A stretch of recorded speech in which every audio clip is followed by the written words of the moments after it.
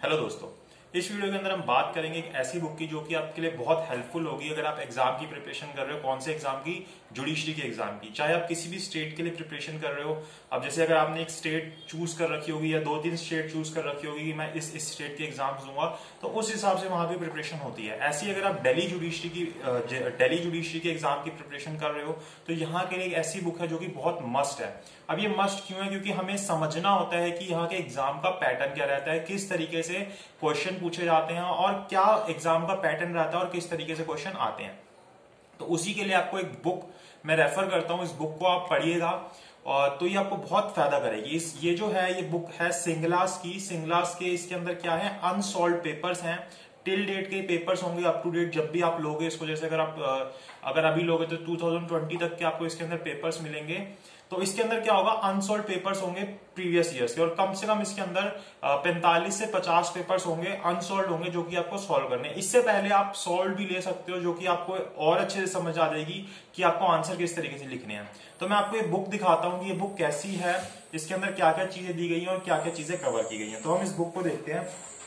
सबसे पहले देखिए ये इसका कवर है। ये हमारी जो बुक है ये सिंगलास की दिल्ली जुडिशियल सर्विस एग्जामिनेशन की बुक है। ये मेरे पास जो है ये अप टू डेट लिखा हुआ है, मेरे पास 2019 की बुक है ये।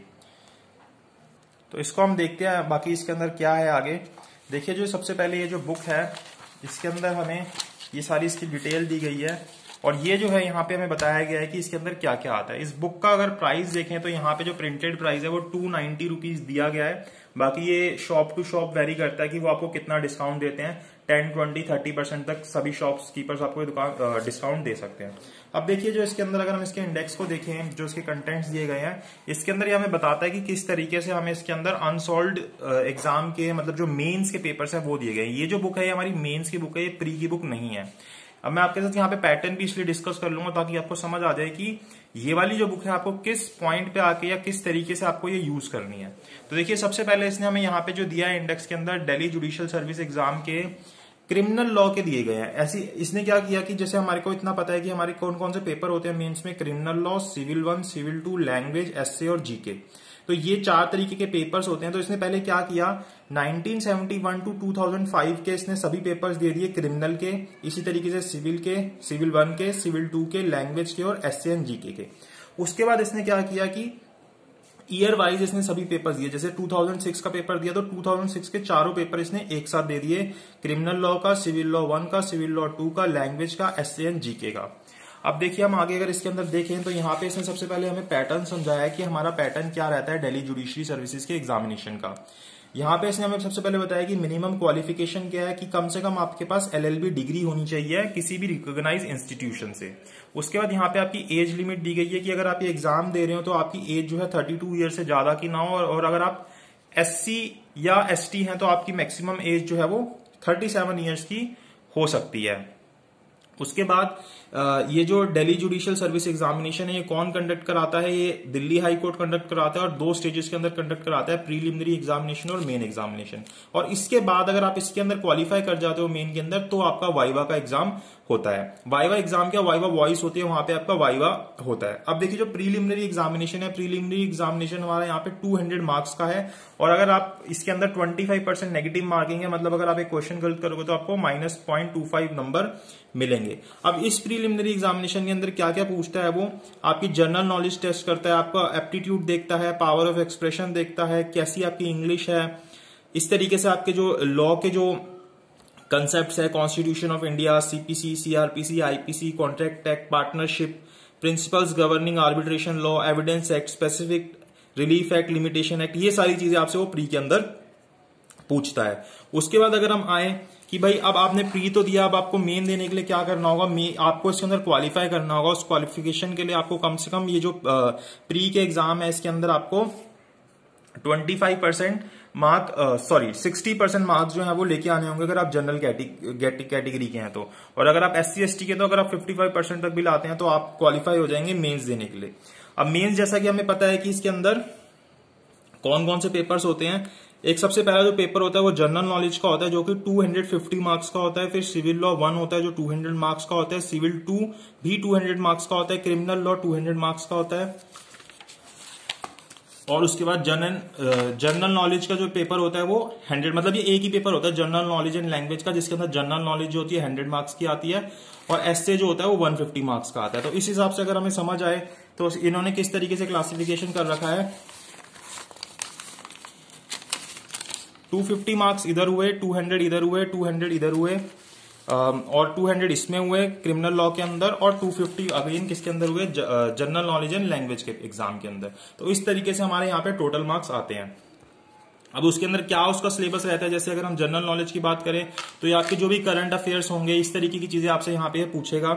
उसके बाद एस्से, जो लैंग्वेज का पेपर होता है उसके अंदर ये आपसे एस्से लिखने के लिए बोलता है किसी करंट टॉपिक के ऊपर, और ट्रांसलेशन आती है जिसके अंदर आपको हिंदी टू इंग्लिश और इंग्लिश टू हिंदी के अंदर कन्वर्ट करना होता है, और प्रिसाइज राइटिंग आती है। आपको एक पैराग्राफ दे दिया जाएगा, उसको आपको प्रिसाइज करके लिखना होगा। ठीक है, ये एक तरीके से पैटर्न रहता है जनरल नॉलेज और जो लैंग्वेज का पेपर होता है उसके अंदर। इसी तरीके से सिविल लॉ को अगर आप देखोगे तो सिविल लॉ के अंदर जैसे हमें पता है सिविल लॉ 1 के अंदर contract act, Indian sales of goods act, Indian partnership act, specific relief act, Hindu law, Mohammedan law, Delhi rent control act and law of torts आता है। और सिविल लॉ 2 का पेपर देखोगे तो उसके अंदर CPC, law of evidence, law of limitation and law of registration, सिर्फ ये 4 चीजें आती हैं। और जो क्रिमिनल लॉ का पेपर है उसके अंदर सीआरपीसी, इंडियन मतलब आईपीसी और इंडियन एविडेंस एक्ट ये आता है। तो ये इसका सिलेबस रहता है। अगर अब आप इसके अंदर आप मान लीजिए अब आपको वाइवा वॉइस देना है, वाइवा का एग्जाम देना है, तो उसके लिए आपको इसको क्वालिफाई करना पड़ेगा।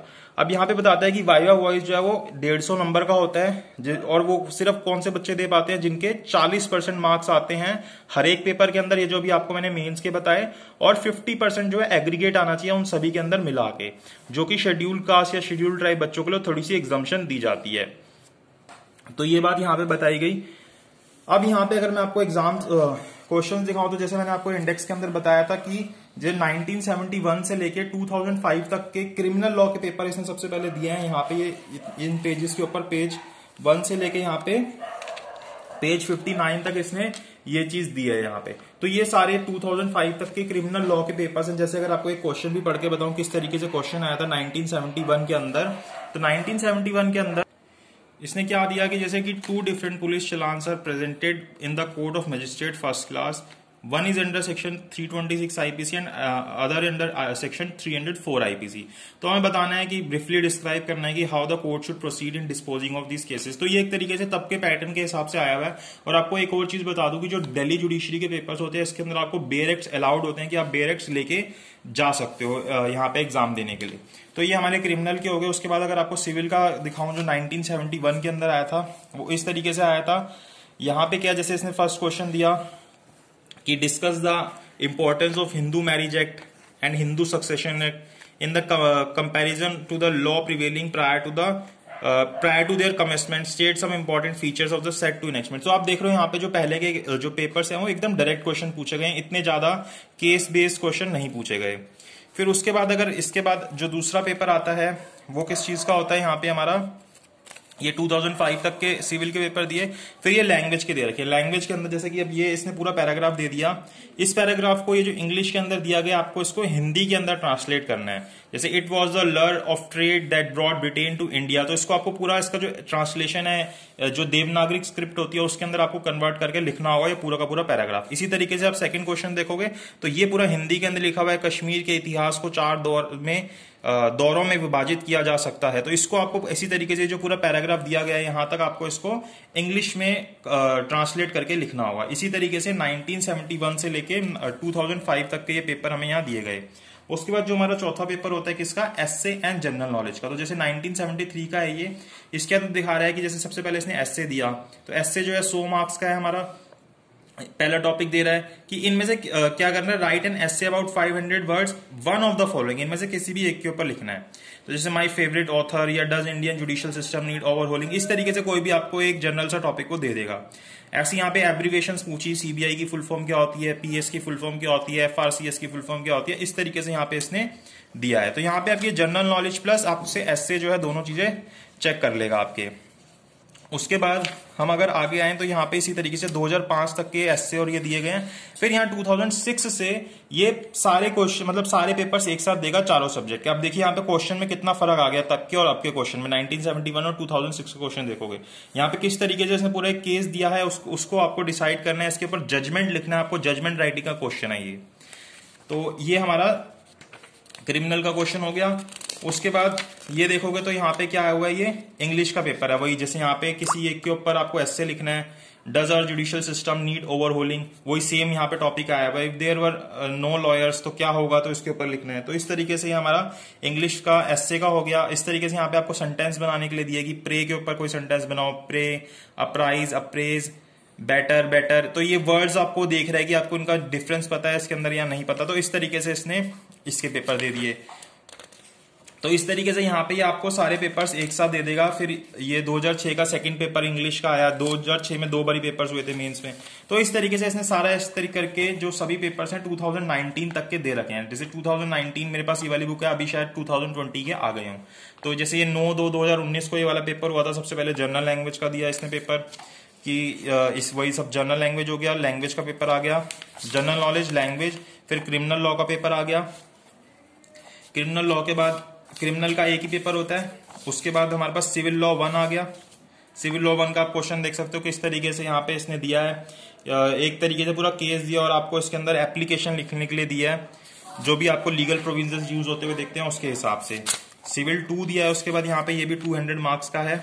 इसके अंदर भी आपको देख सकते हो कि किस तरीके का क्वेश्चन दिया। तो पैटर्न में बहुत चेंज आया 1971 से और 2006 या 2019 का पेपर अगर आप देखते हो तो। इस तरीके से फिर ये लैंग्वेज का पेपर दिया और फिर ये जो दूसरा पेपर है वो दे रखा है। तो ये हमारी जो बुक है टोटल कितने पेजेस की हुई, 447 पेजेस की हमें बुक दी गई है। अगर आप इस बुक को सॉल्व कर लेते हो, अगर आप इसको बैठ के मेहनत करते हो उसके ऊपर, तो श्योरली आपको बहुत ज्यादा बेनिफिट होगा। क्योंकि जब भी आप कोई प्रिपरेशन करते हो, मतलब कि कहीं से भी कोई आप कोचिंग लेते हो या कुछ भी करते हो, जैसे कॉलेजेस में भी पढ़ते हो, तो वहां पे आपको ये चीज नहीं कराई जाती। मतलब कि आपको ये नहीं सिखाया जाता कि आपको एग्जाम किस तरीके से देना है। वहां पे आपको वही चीजें पढ़ाई जाती हैं कि आप बेयर एक्ट पढ़ लीजिए, उसके बाद आप उसको समझ लीजिए, सीआरपीसी को, सीपीसी को, तो वो समझा देते हैं कि क्या होता है। लेकिन उसको अप्लाई किस तरीके से करना है वो हमें कहीं पे भी नहीं सिखाया जाता। तो उसको कैसे अप्लाई करना है वो आपको इस बुक से समझ आएगा। और इसके अंदर आपको ये भी समझ आ जाएगा कि किस तरीके से आपको केस लॉज समझने होते हैं और उनको रियल में अप्लाई करना होता है। सो इस वीडियो के लिए इतना ही। अगर आपको यूजफुल लगी हो तो लाइक कीजिएगा, शेयर कीजिएगा और चैनल को सब्सक्राइब कीजिएगा।